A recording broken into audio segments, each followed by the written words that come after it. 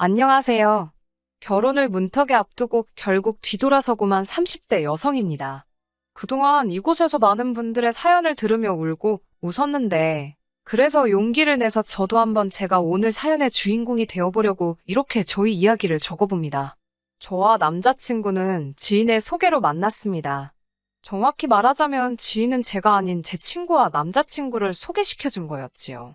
하지만 갑자기 제 친구에게 일이 생겼고, 차마 당일날 갑작스레 약속을 취소할 수가 없다며 제발 저에게 대신 나가달라고 부탁을 하더라고요. 가서 밥이나 한 끼 얻어먹고 오라며 하도 부탁을 해대길래 어쩔 수 없이 나간 자리에서 그렇게 저는 지금의 남자친구를 만나게 되었습니다. 남자다운 외모와 달리 귀여운 말투의 남자친구에게 저는 한눈에 반해버렸고 제가 더 적극적으로 다가갔어요. 그게 문제였을까요? 여자는 자기가 좋아하는 남자가 아니라 자기를 좋아하는 남자를 만나야 한다더니 그게 사실인가 봅니다. 저는 정말 제 남자친구를 많이 사랑했습니다. 제 남자친구와 저희 객관적인 조건만 놓고 본다면 다들 저를 뜯어 말릴 만큼 차이가 많이 나는 상황이었지만 세상에 완벽한 사람은 없잖아요. 그 사람의 부족한 부분은 제가 끌어안고 가려고 했어요. 남자친구는 대기업 하청업체에서 일하고 있습니다. 그렇다 보니 달마다 실적에 따라 급여가 들쑥날쑥한 편입니다. 어떤 달에는 월천을 벌기도 하고 어떤 달에는 간신히 기본급만 벌기도 하지요. 반면에 저는 프리랜서 작가로 활동하고 있고 대학생 때부터 시작했더니 어느덧 10년 차가 다 되어 월 평균 500에서 600은 벌고 있습니다. 하지만 인간관계에 돈이 전부는 아니잖아요. 제가 남자친구와 결혼까지 생각했던 이유는 따로 있습니다. 어디서부터 어떻게 시작해야 할지 모르겠지만 저는 부모님이 안 계십니다. 제가 아주 어렸을 때, 그러니까 기억도 안 날 만큼 어렸을 때 아버지께서 사고로 돌아가셨다고 들었습니다. 그 이후로 어머니께서 외가의 도움을 받아 저를 키우셨대요. 불행 중 다행으로 아버지가 돌아가시면서 나온 보험금과 합의금이 있었고, 외조부모님 또한 부유하셨기에 어머니 앞으로 건물을 남겨주셔서 저를 양육하시는 데 있어서 큰 어려움은 없으셨다 했지만요. 하지만 제가 대학교 합격 발표를 앞둔 시기에 어머니도 지병으로 세상을 떠나셨고 저 혼자 남겨졌습니다. 어머니가 남겨주신 재산 덕분에 대학까진 무리 없이 끝냈지만 직장 생활은 엄두가 나질 않았습니다. 언젠가부터 사람들과 어울려 지내는 것이 왠지 어렵고 불편하게 느껴졌거든요. 진단을 받아보진 않았지만 지금에서야 돌이켜 생각해보면 어머니의 죽음으로 인한 공황장애나 우울증이 아니었을까 싶어요. 결국 취업 대신 집에서 할 수 있는 일을 알아보다가 시작하게 된 게 프리랜서 작가입니다. 어려서부터 독서하고 일기 쓰고 그런 일들을 좋아했었거든요. 그렇게 다시 글을 쓰다 보니 마음의 병이 조금씩 치유되기 시작했습니다. 다시 사람들과 어울릴 수 있게 되었고요. 남자친구와 연애까지 하기에 이르렀지요. 아무튼 다시 본론으로 돌아와서 이 모든 상처를 남자친구는 아무 일도 아니라는 듯 이해하고 안아주었기에 남자친구가 경제적으로 결혼할 준비가 미흡했음에도 불구하고 제가 안고 가려고 했습니다. 하지만 결국 그놈의 돈이 뭔지 돈 때문에 남자친구와 파혼을 하게 되었네요. 어머니가 저에게 남겨주신 건물은 3층짜리로 상가는 전부 10개 정도 들어올 수 있는데 공실이 2개이고 8개는 현재 계약 중입니다. 그중 6개가 10년 넘게 같은 분이 사용 중이시고요. 건물에 있는 공실 중 하나는 제가 작업실로 쓰고 있습니다. 당연히 남자친구는 연애 초반에 제가 건물이 있다는 사실을 몰랐습니다. 제가 말하지 않았으니까요. 하지만 소개팅 주선자였던 지인이 저와 남자친구가 사귄다는 사실을 알고 나선 남자친구에게 제가 얼마나 괜찮은 여자인지를 어필한답시고 제가 건물이 있다는 이야기를 말했다 했습니다. 거기에 아파트도 하나 있다고요. 그로부터 며칠이 지난 후에야 지인에게서 연락이 왔는데 혹시 자기가 일을 그르치거나 한 건 아닌지 정말 미안하다며 저에게 몇 번이고 사과를 해왔습니다. 그런 연락을 받고 정말 많이 언짢긴 했지만 받아주는 거 말곤 뭐 선택지가 없었습니다. 솔직히 전혀 괜찮지 않았지만 그게 뭐라고 언제까지 숨기고만 있을 수는 없는 일이기 때문에 일단 괜찮다고 했습니다. 제가 남자친구에게 지인에게 내가 건물주라는 이야기 들었다면서 그간 숨겨서 미안했다고. 이제 숨김없이 다 말해줄 테니 나에 대해서 뭐 알고 싶거나 궁금한 거 없냐고 물었습니다. 그러자 남자친구는 자기한테 왜 처음부터 말해주지 않았냐며 서운하다고 하더군요. 자기가 명색이 남자친구인데 여자친구에 관한 이야기를 남한테 들어야 하냐고요. 하지만 왠지 모르게 남자친구의 표정은 밝아 보였습니다. 솔직히 여자친구가 건물주라는 싫다는 사람이 있을까요? 지금 생각해보니 서운하다는 남자친구의 말은 제가 남자친구에게 죄책감을 갖도록 만들기 위한 가스라이팅이었다는 생각이 들어요. 그때는 제가 정말 일부러 남자친구를 속여왔다는 생각에 미안하다는 마음이 더 컸거든요. 남자친구는 제가 미안해하는 마음을 알고 둘 사이에서 더 유리한 상황을 만들어갔던 것 같아요. 아무튼 남자친구가 거기까지만 했더라면 저는 기꺼이 남자친구와 제가 가진 것들을 나누고 또 나눴을 겁니다. 하지만 남자친구도 남자친구의 어머니도 욕심이 정말 지나치셨습니다. 사귄 지 6개월이 채 되지 않은 시점에서 남자친구는 결혼 이야기를 꺼내기 시작했습니다. 자기 생각에는 저에겐 친정이랄 게 없으니 저만 오케이 하면 거칠 것 없이 결혼이 진행될 것 같았나 봅니다.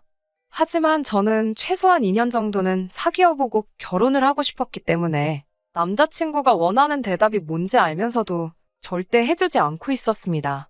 그 와중에 남자친구가 자기 집에 인사를 가자고 하더라고요. 저는 우리가 비록 결혼 이야기를 나누고 있긴 하지만 정말 결혼을 할지 안 할지도 모르는 일인데 괜히 가서 정들고 싶지 않다고 무섭다고 솔직히 털어놓았습니다. 그러자 남자친구는 왜 처음부터 그렇게 부정적으로 생각하냐면서 일단 가족들도 만나보고 정도 들면 좋지 않겠냐며 어떻게든 저를 확신시키려 들었습니다. 결국 사귄 지 1년쯤 되었을 무렵 남자친구 집에 인사를 드리러 가게 되었습니다. 남자친구 부모님은 서울에서 벗어난 외곽에서 남자친구보다 6살 어린 여동생과 함께 살고 계셨습니다. 한눈에 봐도 지은 지 오래되어 보이는 복도식 아파트에 3사람이 살고 있었는데 방이 2개뿐이라 불편하겠다 싶더라고요. 집에 들어가 인사를 드리고 사간 과일과 고기를 꺼내놓으니 어머님께서는 건물도 있다더니 씀씀이는 별거 없네 하셨습니다. 그 말뜻이 제가 알뜰하네 뭐 이런 뜻이 아니라 말 그대로 사온 게 볼품없다는 식으로 비아냥거리시는 말투였습니다. 그러더니 제가 입은 옷차림을 아래 위로 찬찬히 훑어보셨습니다. 옆에서 남자친구 여동생도 저를 물끄러미 보더니 언니 입은 옷이 혹시 어디 브랜드 거 아니냐고 묻더라고요. 요즘 젊은 애들은 한눈에 그런 게 다 보이는구나 신기하다 생각하면서 맞다고 대답했더니 남자친구 여동생은 그 옷이 자기가 너무 갖고 싶었던 거였다며 자기가 한 번만 걸쳐보면 안 되냐고 애걸복걸을 하더라고요. 결국 그런 걸쳐만 보라고 옷을 벗어주는데 어머님께서 저를 빤히 보시더니 옷이 중요한 게 아니라 먹는 걸 잘 먹어야 한답니다. 그러면서도 결혼하면 너만 좋은 거 사 입지 말고 우리도 좋은 거 좀 사달라 하셨습니다. 만약에 제가 남자친구와 이미 결혼한 사이이고 어머님이 이미 제 시어머니셨다면 물론 그런 말씀을 하실 수도 있어요. 하지만 엄연히 저는 손님으로 간 자리였고 무엇보다 초면이었는데 어머님이 다짜고짜 무엇을 해달라 말씀하시니까 기분이 좋지는 않았습니다.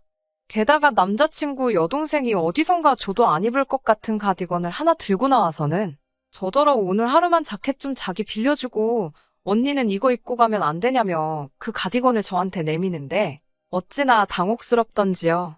어머님까지 나서서 옷이 딱 봐도 우리 딸한테 더 잘 어울리는 것 같은데 하루만 양보 좀 해주면 안 되겠냐고 그러시니 난감하게 이를 데가 없었습니다. 하지만 제가 설마 남자친구 여동생이 옷 하나 빌려달라고 파혼까지 생각했을 리가 있나요? 식사를 하면서 본격적으로 대화가 엉망이 되어갔습니다. 어머님께서는 식사를 하시다 말고 저에게 그럼 혼자 사는데 음식은 어떻게 해결하냐고 물으셨습니다. 요리는 그래도 제법 하지 않냐고 물어보시면서요. 부끄러운 말이지만 저는 요리를 못합니다. 할 기회도 없었고 할 이유도 없었어요. 어머니가 살아계실 때는 당연히 어머니가 챙겨주셨고 돌아가신 이후로는 학식을 먹거나 반찬 가게에서 사다 먹었습니다. 제 입장에선 음식하는 시간에 글을 쓰고 일을 하는 편이 훨씬 경제적으로 이익이기 때문에 굳이 요리에 관심을 가질 필요가 없었지요. 하지만 이를 구구절절 시어머니 되실 분께 말씀드리긴 어려워서 음식은 그냥 솜씨가 없어서 잘 못한다고만 말씀드렸습니다. 그러자 어머님께선 사먹는 반찬이 뭐가 영양가가 있겠냐면서 본인이 직접 일주일에 2번씩 반찬을 만들어다 줄 테니 반찬값으로 일주일에 20만 원씩을 달라고 하시더라고요. 제가 반찬 가게에서 한 달치로 쓰는 돈을 일주일마다 달라고 하시니 조금 어이가 없었습니다. 떨떠름한 표정으로 제가 대답을 못하고 있었는데 어머님은 그다지 개의치 않으시는 눈치였어요. 한마디로 당신은 말씀하셨으니 넌 따르기나 해라 였지요. 일단 그 자리에서는 대놓고 거절하면 예의가 없지 않나 싶어서 대충 알겠다는 듯이 대답을 흐렸습니다. 그런데 거기서 끝나는 게 아니라 이번에는 건물 관리는 지금 누가 어떻게 하고 있느냐고 물어보시더군요. 건물 관리는 어머니가 살아계실 때부터 해주시던 어르신이 계시다고 했더니 늙은이가 해봤자 얼마나 할 수 있겠냐며 이제 그걸 아버님한테 맡기자는 겁니다.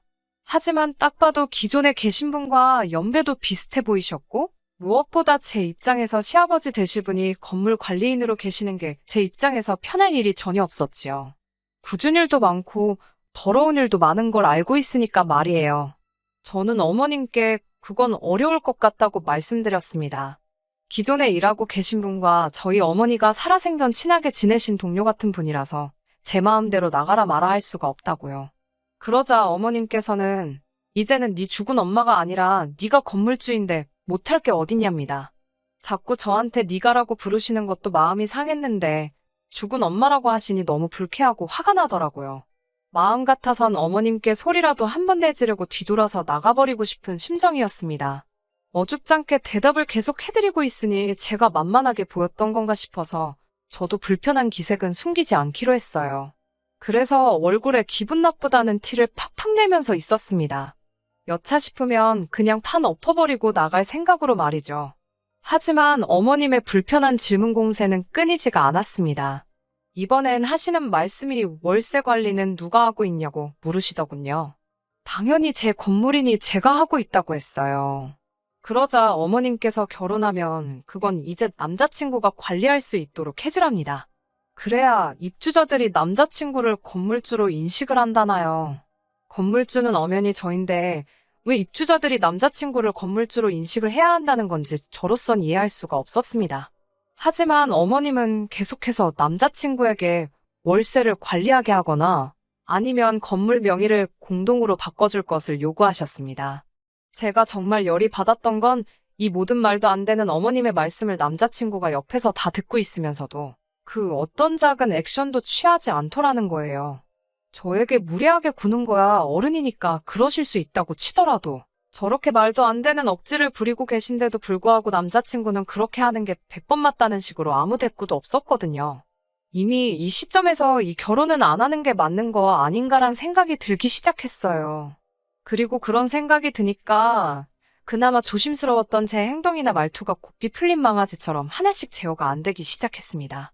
어머님은 제 건물에 공실이 있다는 말에 그게 다 돈인데 그걸 그렇게 놀려서는 안 된다고 한마디 하시더군요. 그래서 공실이 2개이기는 하지만 하나는 제가 작업실로 쓰고 있다고 했어요. 집에서 일을 해도 되지만 저는 집과 일터의 경계를 확실히 하고 싶었거든요. 그런데 어머님은 그렇게 돈을 날리고 있냐면서 세를 낮추더라도 싸게 내놔서 사람들을 들어오게 해야 한다는 겁니다. 그리고 하나 남은 건 좋은 생각이 있다면서 세를 받지 말고 남자친구 여동생에게 가게를 하나 오픈해주는 건 어떻냐고 하시는 거였어요. 남자친구 여동생이 딱 보기에도 뭐 똑부러지게 할 줄 아는 거 없어 보이는데 무슨 가게를 하냐고. 그리고 건물이 위치가 나쁘지가 않아서 세가 비싼 편인데 감당 가능하겠냐고 빈정대듯이 말하니 시어머니가 애가 자리 잡을 때까지는 월세는 받지 말아야 하는 거 아니냐고 하시는 겁니다. 제가 어머님께 저는 오늘 아가씨를 처음 봤는데 아가씨의 뭘 보고 1년이란 유예기간을 주냐고 여쭤봤어요. 그러자 어머님께서는 또 우리 아들이랑 결혼하면 얘 네 신우 될 사람인데 무슨 말을 그렇게 섭섭하게 하냐고 하시는 겁니다. 부모가 없다더니 가족 없이 자란 티를 낸다고 일단 가족이 잘 돼야지 너도 잘 되는 법이라고 하시더군요. 제가 남자친구와 결혼 이야기를 나눈 건 사실이지만 결혼을 하기로 확정된 것도 아니고 그렇게 해야만 하는 것도 아닌데 벌써부터 제가 가진 게 자기들 거라도 된 것 마냥 하는 꼬라지를 보니 결혼하고 나서야 앞으로가 눈에 선하더라고요.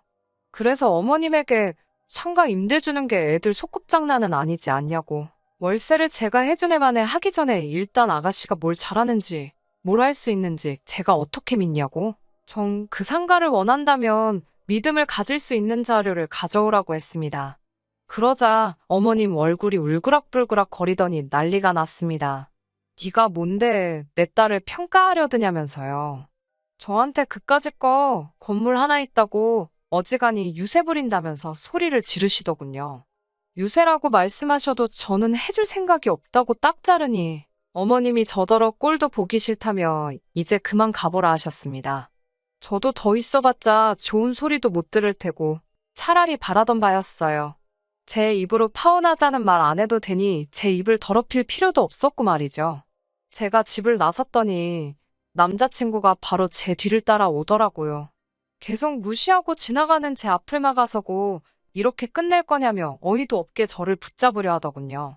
무슨 할 말이 더 남아서 저러는지 드러나 보려고 했더니 내가 왜 이러는지는 생각도 못했는지 말도 안 되는 소리를 뱉어대더군요.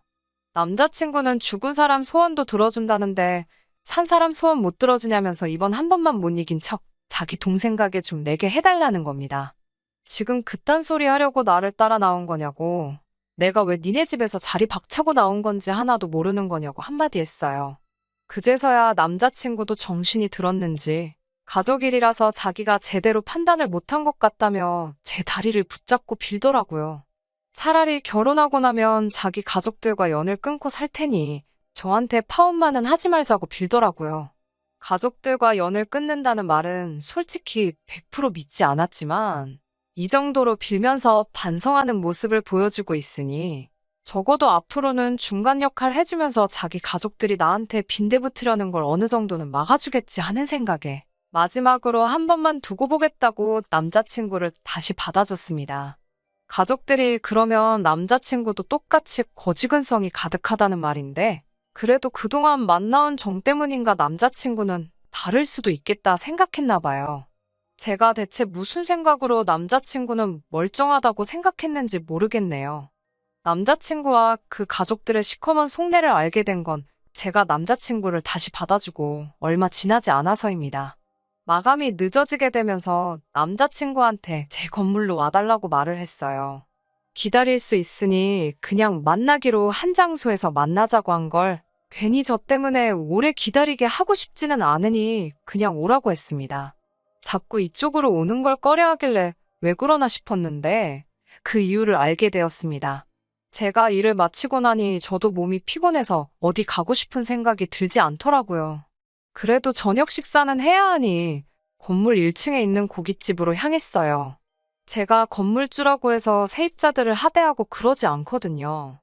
그래도 괜히 저를 어려워들 하시는 것 같아서 건물 안에 있는 곳은 잘 가지 않는데 그날따라 사장님이 저를 더 어려워하신다는 느낌을 받았습니다. 그래도 저도 거의 매일같이 제 작업실 오며 가며 하면서 마주치면 인사도 나누고 가벼운 농담도 주고받는 사이인데도 말이에요. 그리고 괜히 느낀 거긴 하지만 남자친구도 어렴풋이 사장님과 눈을 마주치지 않으려고 하는 것 같았고요. 아무튼 식사가 끝나고 사장님한테 계산을 하겠다고 했는데 오늘은 계산을 하시는 거냐는 알 수 없는 말을 하셨어요. 뭔가 이상한 촉이 들어서 그게 무슨 말이냐 물었더니 제 옆에 있는 남자친구 이야기를 하시더라고요. 얼마 전부터 시어머니 되실 분하고 같이 자주 오셔서는 건물주 가족한테 돈을 받을 작정이냐며 가게 자리 빼앗기고 싶지 않으면 자기들 눈치를 보라고 하셨답니다.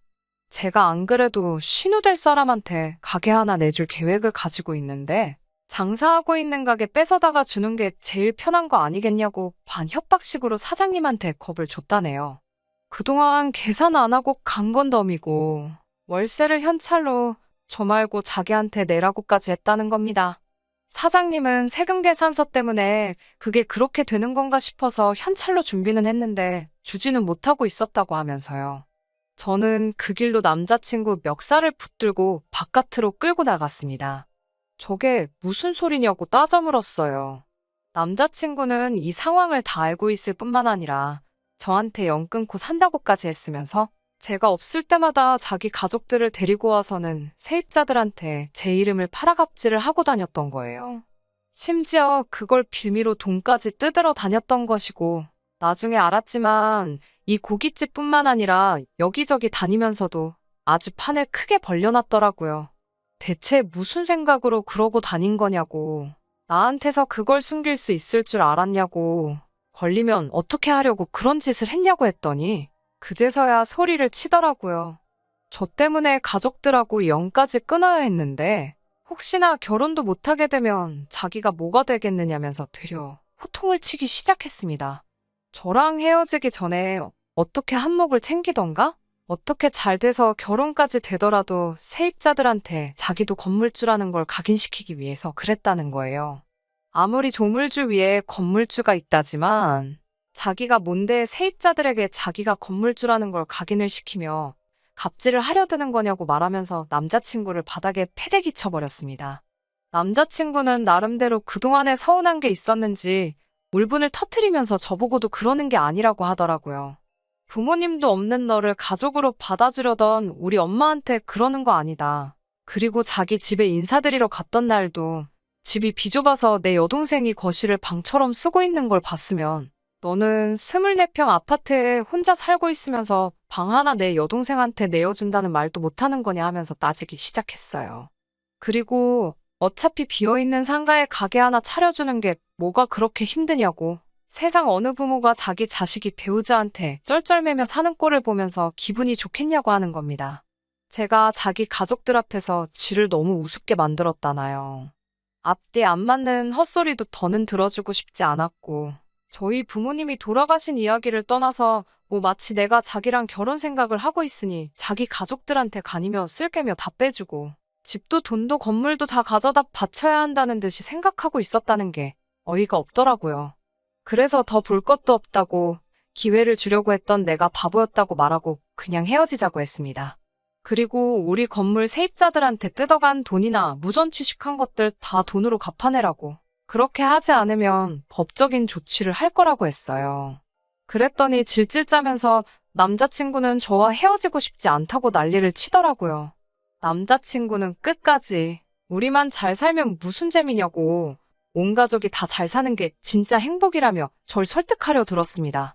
니네 가족이 잘 살게 되는 게 나랑 무슨 상관이냐고 헛소리 좀 하지 말라고 일침을 가하고 길바닥에 나자빠진 남자친구를 뒤로하고 저는 집으로 돌아왔습니다. 그런데 헤어지고 얼마 지나지 않아서 소개팅을 주선했던 지인으로부터 충격적인 이야기를 들었습니다. 남자친구가 회사로부터 잘렸답니다.